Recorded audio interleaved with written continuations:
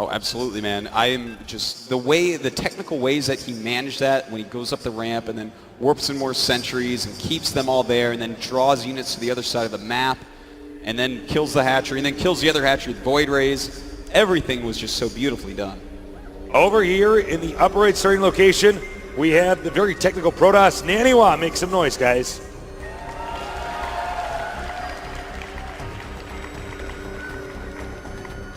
Meanwhile, in the upper left, in the red, we have a player who's down one game. He needs your support. Make some noise for Dimaga.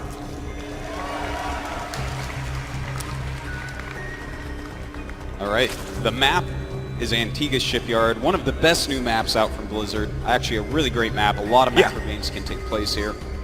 And a lot of times, we see the map revolve around those gold bases in this matchup. In ZVP, the Zerg is going to want to take that gold as either his third or fourth base, and as they take that, that's the staging point for attacks. That's where the Zerg player is going to be sending units from, trying to keep that middle position, keep control of the map, whereas the Protoss is going to want to use the high ground or maybe just the configurations of the gas, the hatchery, the minerals, all there, to abuse the Zerg and to kill off that base. All right, Dimaga has got to be a little bit frustrated with that last game. That was a game where if you're the Zerg and you lose that, it's got to be pretty stressful because Naniwa looks so impressive, but Dimaga is one of these much more clutch players. And is he going to see this Overlord? He does. Yep. All right, so he's going to know right away before he even gets into the main where the Zerg is going to be. It's a funny direction for that Overlord to be going in, to be honest. A bit weird there, but anyways, he is going to scout Dimaga's base and see. It looks like the same build as last time. Of course, Naniwa is going to go for a Forge Fast expansion.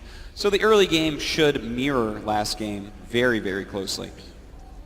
So right now, Naniwa is just going to keep chrono boosting out probes. He wants to get this expansion up pretty soon here. And there's a couple variations of the fast expand strategy. And this is the one where you get the Nexus basically before your second pylon. And you know, one advantage of it is that you get a lot of chrono boosts out right away. And that means that although you stop making probes for a little bit, you end up with a lot of probes later on. That is right.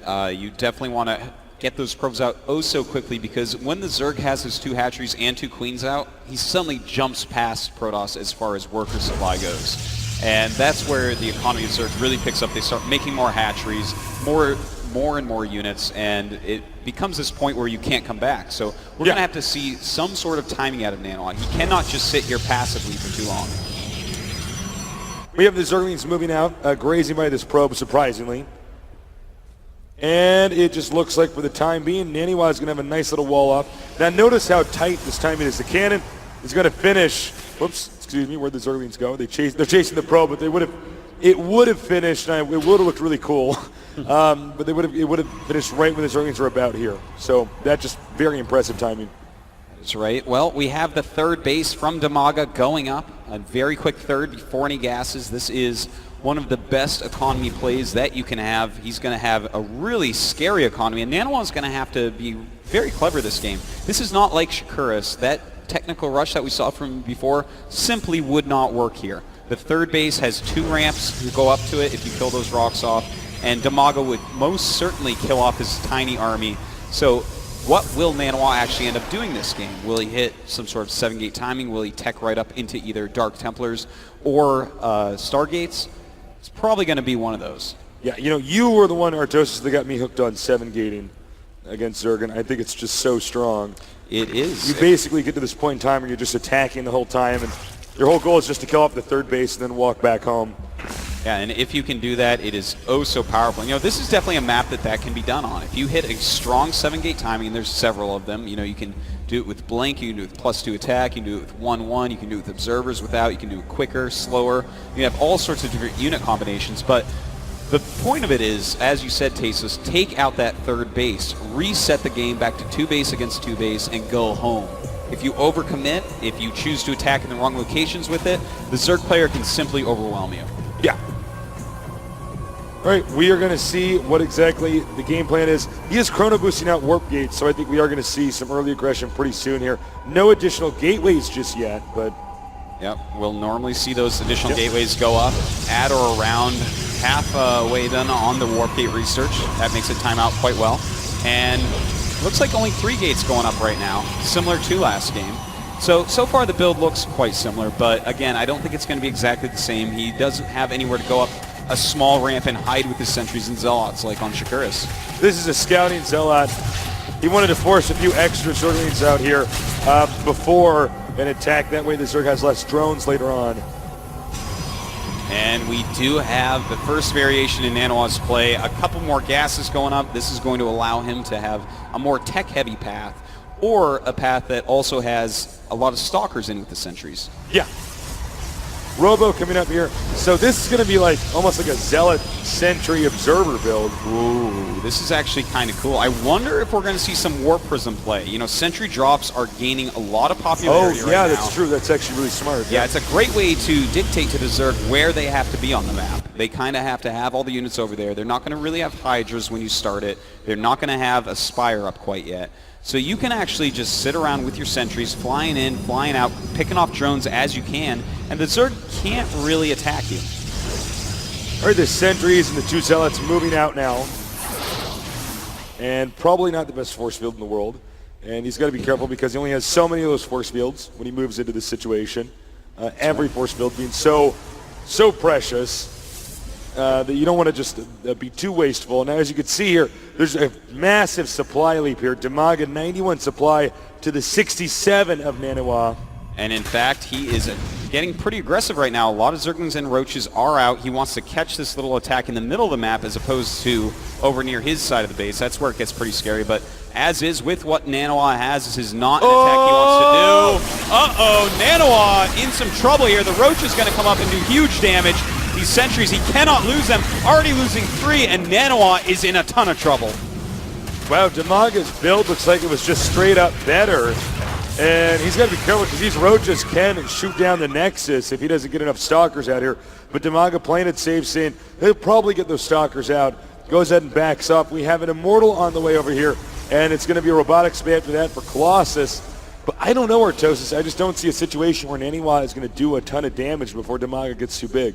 Yeah, you know, this is looking really good for Dimaga. I love that little attack. Picking off just a few sentries and burning the force fields on the others has really set Naniwa behind. So he has to be very careful here. He's teching up into Colossus, adding some more gateways. But whatever his original plan was has been foiled. And that's the big part from Dimaga. From here, he's just doing a catch-all strategy. He's throwing up a Hydralisk Den, getting a nice group of Hydras because, well, whatever comes out right this second, the Hydras are going to be fine against. All right, the Roaches have backed up now. Naniwa, I think, at this one time, maybe debating just taking a third base. I mean, he lost enough sentries that he can't really go out on the map, and it looks like that's what he's going to do. But, no, he's not, excuse me. Okay, yes, he is. Make up your mind, Tasos. Make up your mind, Naniwa. Well, you know, one thing I do want to point out about Dimaga, he's been playing a great game, but the creep spread is literally non-existent. He just put down his first couple of tumors. That's such a good point. Yeah, and the reason I'm really checking for that right now is he has made some Hydras. He's getting ready just in case there's Void Rays, just in case there's some sort of strong gateway timing attack. Those Hydras are going to be ready and useful, but without creep, much less so. If he had been spreading creep all game non-stop, his Hydras would have a lot of mobility, but as is, they're like slightly faster queens. All right, the gateway's going down here, and this is really smart because if these rocks are destroyed, there's still an obstacle here they have to get through. And of course, that one will be guarded with a cannon. Meanwhile, Dimaga getting pretty scary in size here, 144 supply, but Artosis' point is very good about the lack of creep. Hydras off creep are just not that good because you cannot retreat. They're so slow that the things will catch up and shoot them down. Well, we have Dimaga looking like he wants to do some sort of attack. There are 2 Colossi out, though, and Dimaga, he might be in trouble here. Those Colossi can shred all these Hydras in just a few shots. Dimaga, I feel like he's really overcommitting here. Naniwa, though, down in supply. I like his position. Even Queen's out on the map right now. Dimaga is going crazy. Well, I don't even know what the story is here with Dimaga. I mean, the 2 Queens, really? You know, if Naniwa had not teched up to anything with splash damage, whether it be Psy Storm or Colossi, then he would be fine with this attack. But Dimaga putting all his eggs in one Hydralisk basket is in a ton of trouble. Well, I don't even know what to say, guys. I mean, he just opened up with a very, very bad strategy. He attacked blindly into Naniwa, who was clearly more than prepared. I'm sure Naniwa is as confused as the rest of us as to what exactly Dimaga's doing. But I have to say, overall, Dimaga this game just not playing well. No creep, no real semblance of a plan here. Well, it's 3 base against 3 base now. Naniwa has superior tech. He already has 4 Colossi out. In fact, he might just go and hit a timing attack here. He's got plenty of sentry energy on his sentries. In fact, he has something like almost 20 force fields. He has plenty of stalkers. The Spire just finishing up, 4 Colossi. And Dimaga has so invested in these Hydras. I mean, you can get a little group of them to complement your Roaches, to complement your Lings. But you don't want to get as many as he's gotten, especially without the creep spread, especially for an attack like he just did. So Nano is going to walk up this ramp, set some force fields, and even though Dimaga's supply is scary, this could do a ton of damage. Well, there are 12 Corruptors on the way, but I think those 12 Corruptors might be, it might be 12 too late here. You can see the hatchery's gone, and all the Protoss has to do from here is leave. I suppose you might as well get that Roach Ward, which is for free. Whoa, and out pop the Corruptors. Dimaga timing his attack to line up with that, but with beautiful force fields, Naniwa will remove half of these Corruptors already, and still his Colossi army is huge. Beautiful force fields. This is a situation where the maxed out army of Dimaga still got manhandled by the nice control here coming from Naniwa, and it looks like this game may very well result in a 2-0 victory for Naniwa.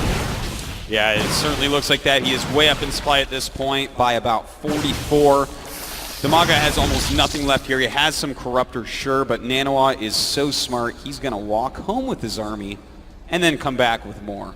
He's going home to get his friends to help him out, Tastes. Run! No, he didn't get away. It's too bad. Yeah, it's a sad thing. It's a sad drone. Well, I got to get out of Antigua Shipyard. It's not safe here anymore. Naniwa looks like he is gearing up to take another base. And in fact, notice that he's made a lot of Zealots and Immortals right now. This is actually really, really smart. He's not making any more Colossi as he knows there's still a bunch of Corruptors out. He's going to make those almost useless with only the Corruption ability. They will not do very much. And with how many Gateway units he has, I mean, there's no way Dimaga should be able to hold off the next timing attack. Yeah, Dimaga is nearly dead. We got an expansion over here in the bottom center. And of course, he's trying to reclaim this location over here. Dimaga going for the gold here, as well as an engagement. Let's see what happens. A decent amount of Hydralisks, but there are High Templars into the fray. Psystorm not done yet, but when it finishes, you can be assured that Naniwa will just be so fearsome against this army and should be able to roll it over. All right, Storm almost done. He's baiting him in. Storm is about to complete. And those Corruptors not doing very much right now. Gooping some stuff, and a beautiful couple of Psystorms. Dimaga should be saying GG in just a moment as he loses this army. That's going to do it. GG. Wow. Naniwa. Absolutely fantastic play by Naniwa. As we see, he's going to loosen his belt like it's Thanksgiving dinner. Because he just ate the Dimaga Zerg. All right, guys. Thank you very much, Nick and Dan. I'm here right now with Naniwa. You just took out Dimaga there on stage. Before you talk to me about Game 2, talk to me about your strategy in Game 1. That was something that Nick and Dan were talking quite a lot about. Where did that really come from? I copied a bit of it from JYP, and then I made my own thing. Usually I go for Colossus, but I felt that I did so much damage that I could just go into his main and kill his hatchery. So it worked out a lot easier than expected. Now, you've been in Seoul, South Korea training for quite some time, skipping some of these other major tournaments. How much do you think that helped you here at BlizzCon 2011? Obviously, it helped a lot to practice, so the more you can practice, the better it is, and Korea is the best place to practice, so I think in the end it is going to pay off. All right, and last question, you're going to be going up against the winner of Sin versus Select. Who would you rather play? I don't really care. I just want to play Nesty again. All right, guys, give a big cheer one more time for our winner, Naniwa.